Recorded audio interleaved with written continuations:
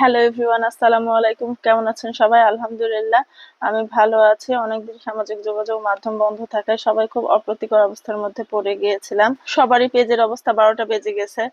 এতদিন আপনাদের খুব মিস করেছি, যেহেতু অনেকদিন পর কোনো ভিডিও দিচ্ছি, তাই আজকে আপনাদের দেখাবো আমার স্বামীর হাতের স্পেশাল বিরিয়ানি। প্রথমে কড়াইয়ে তেল গরম করে বেশ কিছু পেঁয়াজ, রসুন, কাঁচামরিচ, এলাচ, তেজপাতা, গুঁড়া মরিচ, লবণ দিয়ে কিছুক্ষণ ভেজে নিতে হবে, যতক্ষণ না পেঁয়াজটা একটু নরম হয়। পেঁয়াজটা নরম হয়ে এলে এতে আদা বাটা ও রসুন বাটা দিয়ে কিছুক্ষণ ভেজে নিতে হবে। আদা ও রসুনের কাঁচা গন্ধটা দূর হয়ে গেলে সামান্য পানি দিয়ে মশলাটা কষাতে হবে।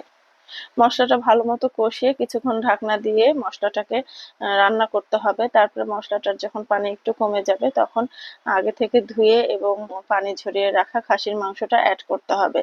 মশলার সাথে মাংসগুলো মিশিয়ে ঢাকনা দিয়ে কিছুক্ষণ রান্না করতে হবে, আর মাঝে মাঝে ঢাকনা খুলে কষাতে হবে। পাশের চুলায় আরেকটা কড়াইয়ে একটু পেঁয়াজ, কাঁচামরিচ ও সামান্য রাঁধুনি বিরিয়ানি মশলা দিয়ে আলুগুলো দিতে হবে। এরপর আলুতে পর্যাপ্ত পরিমাণ পানি দিতে হবে সিদ্ধ হওয়ার জন্য।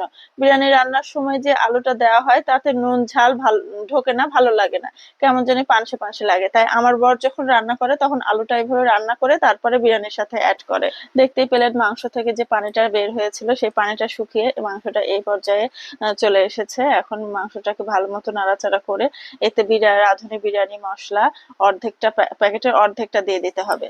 বিরিয়ানি মশলাটা অ্যাড করে ভালো মতো নাড়াচাড়া করে এর মধ্যে এখন টক দই দিয়ে দিতে হবে। সচরাচর আমরা যেভাবে বিরিয়ানি রান্না করি সেভাবে উনি, আমার বর, করেন না। উনি একটু অল্প মশলায় কিভাবে বিরিয়ানি রান্না করা যায় সেটা খুব ভালো পারেন, আর ওনার বিরিয়ানিটা টেস্টও হয় অনেক বেশি। অল্প মশলায় কিভাবে টেস্টি বিরিয়ানি রান্না করা যায় এই রেসিপিটা পুরোটা দেখলেই আপনি বুঝতে পারবেন, তাই আশা করব পুরোটা রেসিপি দেখবেন। টক দই দেওয়ার পরপরই মাংস থেকে অনেকটা পানি ছেড়ে দিয়েছে। এখন এই পানিতেই মাংসটা ভালো মতো কষাতে হবে। এখন টক দইয়ের পানিটা শুকিয়ে যাওয়া পর্যন্ত কষালো। কষায় আমাকে বললো যে একটা মাংস টেস্ট করে দেখো সেদ্ধ হয়েছে কিনা।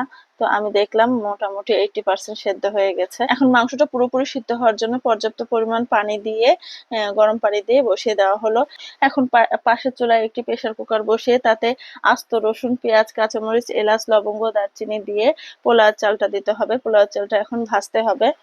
এদিকে পোলাও চালটা ভালো মতো ভাজতে ভাজতে ওদিকে মাংসটা যে পানি দিয়ে বসানো হয়েছিল ওইটাও অলরেডি হয়ে গেছে। তো এখন মাংসটা এর সাথে অ্যাড করে দিতে হবে। প্রেসার কুকারে রান্না করলে কি হয়, এটা ঝরঝরাও হয় আর একদম পারফেক্ট হয়। আমি পারি না প্রেসার কুকারে, কিন্তু আমার হাজবেন্ড পারে ভালো। সম্পূর্ণ মাংসটা দেওয়া হয়ে গেলে এর সাথে রাঁধুনি বিরিয়ানি মশলাটা যেটা বাকিটা ছিল সেটা দিয়ে দিতে হবে। আসলে বউরা যখন স্বামীদের রান্না খায় বা স্বামীরা যখন বউদেরকে রান্না করে খাওয়ায়, যে সেটা যেভাবেই রান্না করুক না কেন খেতে যেন কেন একটু হলেও অন্যরকম লাগে, খুবই ভালো লাগে। চাল, মাংস, মশলা সবকিছু কষানোর এই পর্যায়ে পানি দিতে হবে। আমি রান্না করার সময় পানিটা মেপে দিই, কিন্তু আমার হাজবেন্ড আন্দাজের খুব ভালো, উনি মেপে দেয় না, মানে যতটুকু লাগবে বুঝতে পারে, তাই সে এই অনুযায়ী পানি দিয়ে দিল। এরপর যে আলুগুলা রান্না করে রাখা হয়েছিল সেই আলুগুলা দিয়ে 2টা বাঁশি পর্যন্ত অপেক্ষা করতে হবে। ওইদিকে ছোট কন্যা নাকি মেহেদি দেওয়া শিখেছে, বলছে মা তোমাকে আমি মেহেদি দিয়ে দিব, আসো। না, তো জোর করে আমাকে ধরে নিয়ে আসলো। বিকেল থেকে নিজের হাতটা অনেকভাবে সাজিয়েছে, এখন আমার হাতে দিয়ে দিচ্ছে। এদিকে আমাদের সেই স্পেশাল প্রেসার কুকারের বিরিয়ানি রেডি। 2টা সিটি দেওয়ার পর দমে রাখা হয়েছিল। দেখেন কি সুন্দর কালার হয়েছে, একদম পারফেক্ট হয়েছে। প্লেটে বেড়ে বর খাওয়ার জন্য ডাকছিল, বললো যে তুমি একটু টেস্ট করে দেখো কেমন। তো প্রচন্ড গরম ছিল, তারপরে একটু মুখে নিলাম, দেখলাম একদম অসাধারণ হয়েছে। আজকের ভিডিওটা এ পর্যন্ত। সবাই ভালো থাকবেন, সুস্থ থাকবেন, আল্লাহ হাফেজ।